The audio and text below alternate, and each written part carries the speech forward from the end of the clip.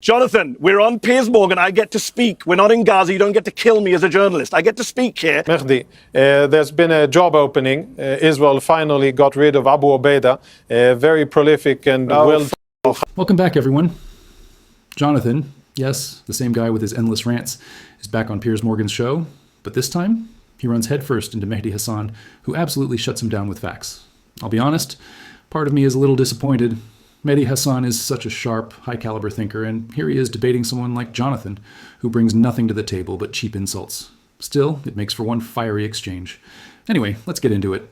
Talked earlier about, what the purpose of combat is. He said he was a proud IDF man. He's proudly part of a military that last week bombed a hospital not once, but twice. A double tap strike, according to CNN, triple tap strike, killing emergency responders, journalists, aid workers in front of our eyes. That is his glorious military. It's an Israeli military which, according to Nick Maynard, Piers, who you know, British doctor, I interviewed him last month. He said he treated Palestinian teenagers in his hospital in Gaza over the summer who were shot in the testicles, multiple children shot in the testicles by Jonathan's military, the same military that killed 15 paramedics in April, and then just buried them with their ambulances in the sand. They were buried in the sand by the Israeli military in April. They lied, the Israelis. They said, oh, the lights were off. We didn't know who they were. Hamas were firing. Turned out all to be a lie. You know what the Israelis did, Piers? They fired the deputy commander. That's it. Nobody went to prison. No one was charged. They murdered 15 people. That's the military that Jonathan's come to defend. The most immoral military right now in the world that is bombing hospitals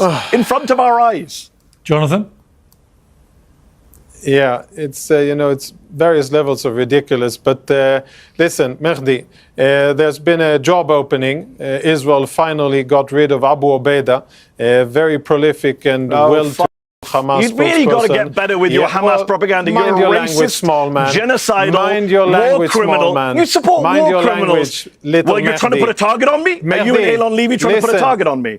Are you trying to put a target on me? You keep saying I'm Hamas, and you support killing Hamas. You've done it with Elon, and it won't work with me. Little Mehdi, you've done that shtick with Elon. It doesn't impress me. But I'm telling you is that if you improve your Arabic just a bit, you keep saying I'm Hamas based on nothing. If you improve your Arabic just a bit, I think you are well on track to become a very prolific spokesperson for Hamas. Your troops engaged in sexual violence against Palestinian women. Abu Ubaidah. You're being investigated in the International Criminal Court. Touting you are part of an army that is committing your genocide, Jonathan. Mehdi, you are touting Hamas's propaganda lies. You are regurgitating things from April and from September. The genocidal Israeli military. Let me jump in. Jonathan, let me jump in, please. Israeli military. All right. And now you want to kill every journalist that speaks out against you. You Jonathan, killed 5 journalists last week. This exchange really shows what happens when a highly intelligent, fact-driven voice goes up against someone as sickening and wretched as Jonathan. You can see the contrast immediately. On one side, you have Mehdi laying out fact after fact, each one tied to verified reports. Hospitals bombed, aid workers killed, journalists silenced, and families in Gaza suffering unimaginable pain. He's grounding his arguments in evidence, citing CNN reports, testimonies from doctors, and eyewitness accounts. It's not just rhetoric, it's documented reality. And then you look at Jonathan's response. What does he bring to the table? Nothing but insults, cheap shots, and smear tactics. Instead of addressing the very real tragedies unfolding in Gaza, tragedies that the international community has condemned, he tries to shout down the truth with baseless accusations. It's the same tired playbook. When confronted with facts that expose injustice, turn to name-calling and distraction.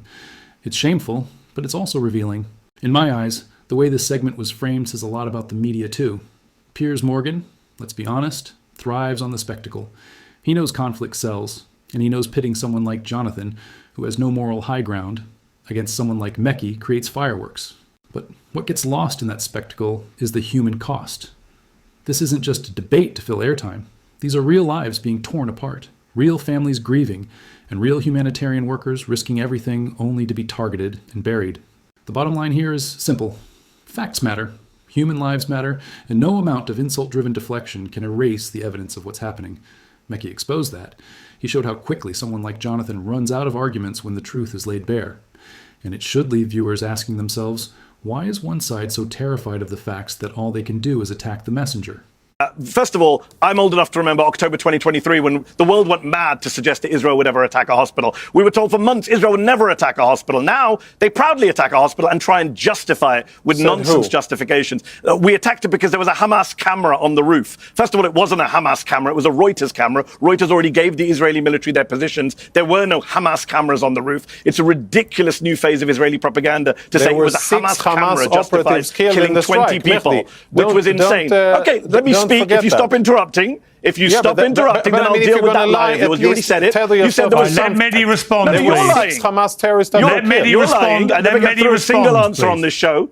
Let Mehdi respond. 6 Hamas operatives were not killed. You claim they were killed. No evidence has been provided to the international media that there were 6 Hamas operatives there. In fact, the 6 photos that were released here, 2 of them were killed the day before. One of them was a well-known local firefighter who Israel had already dealt with. They were not 6 Hamas operatives who were killed in that strike. As for it being a mistake, how can it be a mistake, Piers, when it was a double? Can you shut up so I can finish a sentence? It doesn't make it true. Piers, am I going to get to speak on this show? Jonathan, you're just going to let one person speak all the time? But I mean, if you're going to lie and you're going to expect me to you both accuse each other of lying all the time. So let Mehdi respond, then you can respond back. And the world back. can see that... Jonathan, we're on Piers Morgan. I get to speak. We're not in Gaza. You don't get to kill me as a journalist. I get to speak here. 6 Hamas operatives were not killed. Israel claims they were killed. It's been debunked. 20 people were killed, including 5 journalists. It couldn't have been a tragic mistake, as Jonathan claims, because it was a double-tap strike. The Israeli media have reported that the Israeli military did it deliberately. In Israel, in Hebrew, they're not saying it was accident. They said it was a coordinated attack. A double-tap strike. How do you explain a second strike 9 minutes later? There is no mistake. It's what Boko Haram, ISIS, Al-Qaeda do. It's deliberately to kill emergency responders. 972, an Israeli media organization, says it is now standard procedure for the Israeli military to do double-tap strikes. Last summer in Mawasi, the New York Times has video of the Israelis doing a double-tap strike on Palestinian paramedics. You know what Israel said at the time, Piers? We will investigate this incident. Guess what? A year later, no investigation. No one was charged. No one was punished. They always say this to gullible interviewers in the West. Well, we're investigating this mistake. Not a single Israeli soldier has gone to prison for killing anyone in Gaza since October 2023. You'll remember, Piers, I said that to Alan Dershowitz on your show. I remain to be fact-checked. It is true. Nobody went to prison for killing 15 paramedics in April. Nobody went to prison for the Mawasi double attack last summer. No one will go to prison for killing 20 people in this hospital. Jonathan and his military love to do war crimes, and no one holds them to account. Jonathan literally has filth pouring out of his mouth every time he opens it. He insists that 6 Hamas operatives were killed, but let's stop and look at the actual reporting. Internationally respected outlets, Associated Press, Reuters, Al Jazeera, Middle East Eye, have all challenged that narrative.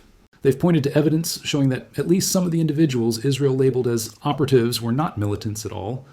One was a local firefighter, another had already been reported dead the day before. Yet Jonathan repeats the same script as if repeating it enough times will turn it into truth. And let's ask the obvious question. If Israel had truly taken out 6 hardened militants, why did Netanyahu himself publicly call it a tragic mishap? Why would a leader claim regret for neutralizing actual Hamas fighters? That contradiction alone shreds Jonathan's line. The far more reasonable explanation is what independent journalists have reported. Innocent people were killed, including several journalists. Israel knew it, the world knew it, and Netanyahu's mishap line was damage control, not honesty. Let's also be clear, there was no deep regret. We've seen this pattern again and again. The script is always the same. First the denials, then the excuses, then the promise of an investigation, and finally, nothing. No charges, no accountability, no soldier ever sent to prison for these so-called mistakes.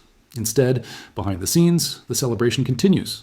They'll call it necessary, they'll call it defense, but for the families who bury their children, it is nothing but murder. Mehdi is absolutely right to call this what it is, death on an unimaginable scale. Civilians, journalists, paramedics, all caught in strikes that are deliberately repeated. This wasn't a one-off accident.